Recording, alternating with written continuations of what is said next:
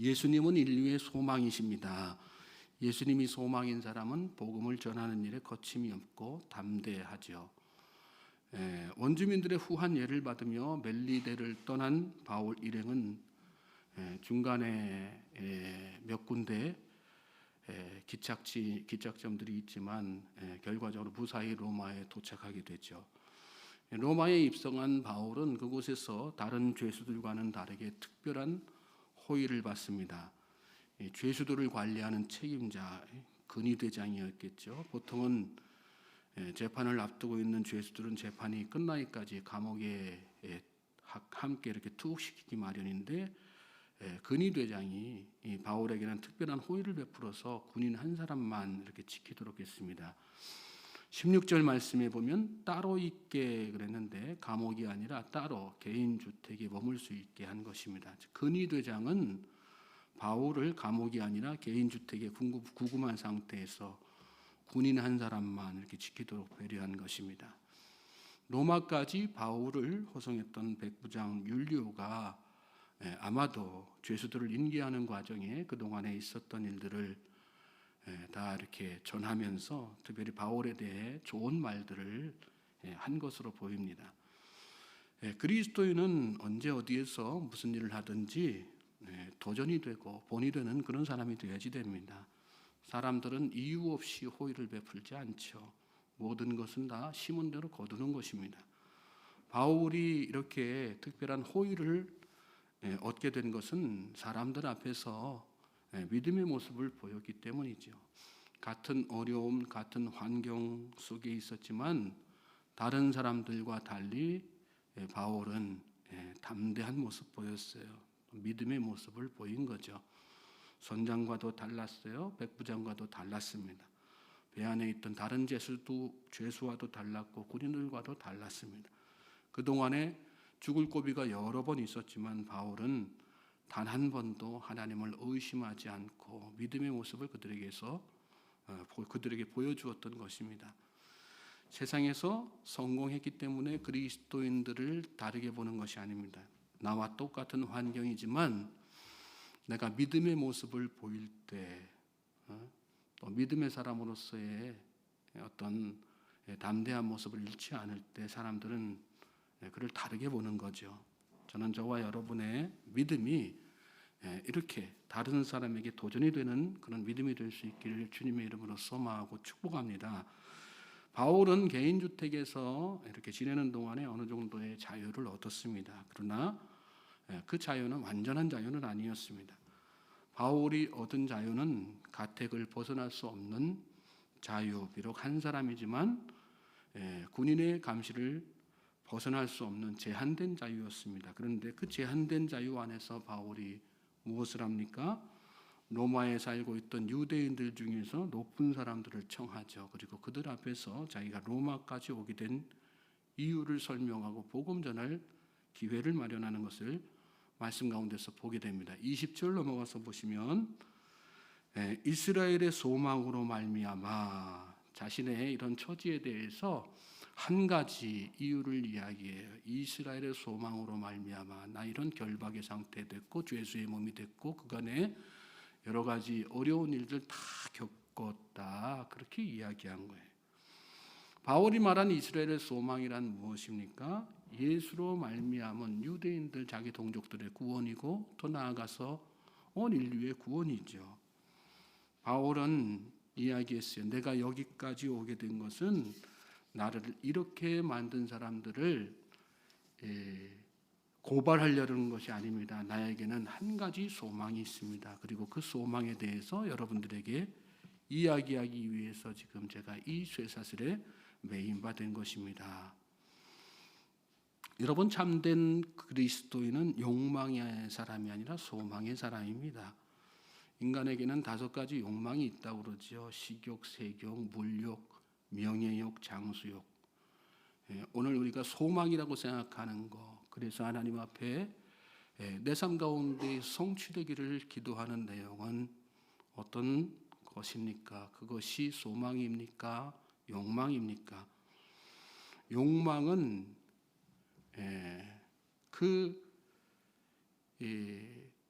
결과가 항상 죄로 연결되게 돼 있습니다. 그래서 욕망의 사람은 죄의 열매를 맺는 거예요. 그러나 소망의 사람은 죄의 열매가 아니라 의의 열매를 맺게 돼 있는 것이죠. 바울은 소망의 사람이었습니다. 바울은 사랑하는 동족이 구원받을 수만 있다면 생명도 아깝지 않았죠. 또 이스라엘의 그 소망을 위해서 산 것입니다. 이스라엘의 소망은 이스라엘에게 말씀하신 영원한 메시아, 오실 메시아, 그것이 이스라엘의 소망이었어요. 그것은 이스라엘의 메시아뿐만 아니라 온 인류의 메시아, 그분이 바로 예수 그리스도시지요. 바로 이 예수 그리스도가 나의 소망이기 때문에, 그래서 내 민족이 어떻게든 구원받기를 원하는 마음이 있기 때문에 나는 죄수가 되었고 매인바 되었고 로마까지 오게 되었다고 이야기한 것입니다. 저는 저와 여러분의 소망도 오직 예수에게 있게 되기를 주님의 이름으로 소망하고 축복합니다. 소망의 사람은 결과에 연연하지 않고 복음을 전합니다. 21절 22절 말씀 보십시오. 그들이 이르되 우리가 유대에서 내게 대한 편지도 받은 일이 없고 또 형제 중 누가 와서 내게 대하여 좋지 못한 것을 전하든지 이야기한 일도 없느니라. 이에 우리가 너희 사상이 어떠한가 듣고자 하니 이 파에 대하여는 어디서든지 반대를 받는 줄 알기 때문이라 하더라. 로마에 있는 유대인들은 바울에 대해서 또 복음에 대해서도 전혀 알지 못했어요. 그래서 따로 시간을 정해서 복음을 듣기로 약속하는 것을 말씀 가운데서 보게 되죠. 23절 넘어가서 또 보시면 그들이 날짜를 정하고 그가 유숙하는 집에 많이 오니 바울이 아침부터 저녁까지 강론하여 하나님의 나라를 증언하고 모세의 율법과 선지자의 말을 가지고 예수에 대하여 권하더라. 많은 사람들이 모였어요. 여기 보면. 그리고 이 바울은 그 사람들을 대상으로 해서 아침부터 저녁까지 복음을 열심히 전하죠. 두 가지 내용을 가지고 이야기했습니다. 첫째는 하나님의 나라에 대해서 증거한 것이고요. 두 번째는 예수 그리스도에 관한 일에 대해서 증거한 것입니다. 이렇게 하루 종일 하나님의 나라와 예수 그리스도에 관해 이야기했는데 들은 그들에게 있어서 두 가지 반응이 나타났어요. 24절에 보면 그 말을 믿는 사람도 있고 믿지 아니하는 사람도 있었다. 25절에는 서로 맞지 아니하여 흩어질 때에 믿는 사람도 있고 믿지 않는 사람들도 있었다. 그러다가 결국은 다 흩어지고 말죠. 그러자 바울이 그 뒤에다 대고 이렇게 이야기해요. 성령이 선지자 이사야를 통하여 너희 조상들에게 말씀하신 것이 옳도다. 일러스되 이 백성에 가서 말하기를 너희가 듣기는 들어도 도무지 깨닫지 못하며 보기는 보아도 도무지 알지 못하는도다. 이 백성들의 마음이 우둔하여져서 그 뒤 귀로는 둔하게 듣고 그 눈은 감았으니 이는 눈으로 보고 귀로 듣고 마음으로 깨달아 돌아오면 내가 고쳐줄까 함이라 하였으니 말씀을 들어서 이 사람들의 현상에 대해서 이야기하는 거예요. 믿는 것과 믿지 않는 것 그리고 결과적으로 다 흩어지게 된 거. 왜 이런 반응이 나타났다는 거예요? 지식의 차이가 아니라는 거예요. 무슨 학력 수준의 차이가 아니라는 거예요. 경험의 차이가 아니라 뭐의 차이라는 거예요? 영적인 문제, 마음의 문제라는 거죠. 사람이 여러분 왜 완악해집니까? 영적으로 문제가 있기 때문에 그렇죠. 애굽의 10가지 재앙이 내려질 때 바로가 왜 강팍하게 되었습니까? 그에게 지식이 없었으니까? 경험이 없었습니까? 영적인 문제가 있었기 때문에 강팍해진 것이죠. 너희가 듣기는 들어도 도무지 깨닫지 못하며 보기는 보아도 도무지 알지 못하는도다. 영적으로 문제가 있는 사람은 마음이 이렇게 다 우둔해질 수밖에 없다는, 마음이 무감각해질 수밖에 없다는 그런 말씀. 그런 사람은 귀로는 말씀이 전해질 때 귀를 막고 눈을 감죠. 듣기 싫은 거예요. 악한 영이 듣기 싫도록 그렇게 만드는 것입니다. 자, 그러면 그런 사람들에게 우리가 복음 전할 때 어떤 마음가짐 가져야 될까요? 마가복음 16장 15절로 16절에 이런 말씀이 나옵니다. 또 이르시되 너희는 온 천하에 다니며 만민에게 복음을 전파하라. 믿고 세례를 받는 사람은 구원을 얻을 것이요 믿지 않는 사람은 정죄를 받으리라. 영적인 문제이기 때문에 그 마음의 본질적인 어떤 근원에 있는 죄의 문제이기 때문에 그 문제는 하나님께 맡기고 우리는 무엇하라는 말씀이에요? 복음 전하는 일에만 매진하라, 그 말씀이죠.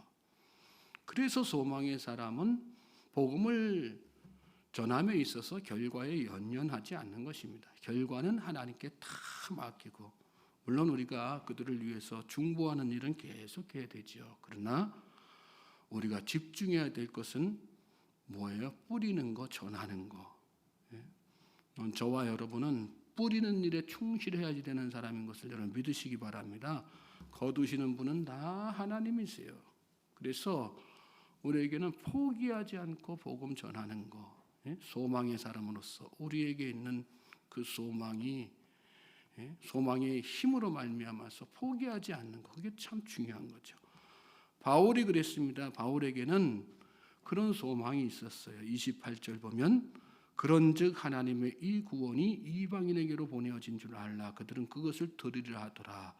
유대인들이 하루 종일 내가 복음 전했는데 듣지 않는다고 해서 결과적으로 다 흩어졌다고 해서 바울이 실망해요? 실망하지 않죠. 도리어 그들의 이 현상에 대해서 영적인 진단을 다 내리고요. 마음속에 어떤 소망이요? 이방인들을 향해서 내가 복음 전하리라. 다른 영혼에 대한 소망을 다시 새롭게 품는 것을 오늘 말씀 가운데서 보게 되죠. 30절 31절 말씀 보십시오. 바울이 온 이태를 자기 셋집에 머물면서 자기에게 오는 사람을 다 영접하고 하나님의 나라를 전파하며 주 예수 그리스도에 관한 모든 것을 담대하게 거침없이 가르치더라 그랬습니다. 바울은 그 뒤로 2년 동안을 로마 감옥에서 끊임없이 찾아오는 이들을 멈추지 않고 포기하지 않고 친절히 맞이했어요. 그리고 하나님의 말씀을 쉬지 않고 계속해서 전하는 것을 말씀 가운데서 보게 되죠. 특별히 이 말씀 가운데 거침없이 담대하게라고 하는 표현이 눈에 확 들어옵니다. 저와 여러분에게 거침이 없고 담대한 그런 복음의 열정이 있게 되길 주님의 이름으로 소망하고 축복합니다. 소망의 사람은 그런 사람이에요. 결과에 연연하지 않고 어떤 상황에 있든지 나의 삶으로 본이 돼가면서 그렇게 복음을 계속해서 전하는 사람이죠. 사도행전은 이렇게 28장으로 딱 끝나요. 그리고 그 뒤에 바울의 행적에 대해서도 더 이상 기록되어 있지 않습니다. 전해 내려오는 이야기에 의하면 바울은 로마에서 순교했을 것이다. 끝까지 복음 전하다가 순교했을 것이다. 성경상에 그의 행적이 순교로 끝나는 기록은 전혀 없어요. 그러나 사료를 찾아보면 그의 말년에 로마에서 순교당한 걸로 그렇게 학자들은 다 이야기합니다. 왜 이 사도행전의 28장 이 사도 바울의 일생을 그리고 그의 행적을 이렇게 다 상세하게 기록하다가 여기에서 끝마치고 그 이상을 기록하지 않았을까요? 그 이후의 삶을 오늘 주님께서 저와 여러분에게 이어가도록 하시기 위해서, 그래서 우리는 사도행전 29장을 써내려가는 그런 사람이 되어야지 되는 것입니다. 믿습니까? 바울처럼 소망 가지고 어떤 상황과 또 어떤 환경에 처해 있든 굴하지 않고 거침없이 담대하게, 그래서 하나님 나라의 확장을 주어진 생애 동안 무슨 요새 우리 땅 그러면 평당형으로 계산하니까 한 평이라도 더 넓히기 위해서, 한 영혼이라도 구원하기 위해서 열심을 다하는 저와 여러분 될 수 있길 바랍니다. 그럴 때 우리가 바로 사도 바울처럼 사도행전 29장의 주인공이 되는 것입니다. 믿습니까? 하나님께서 저와 여러분을 통해서 영광 받으실 줄로 믿습니다. 오늘 이 하루가 그런 복된 날 되기를 주님의 이름으로 다시 한번 소망하고 축복합니다.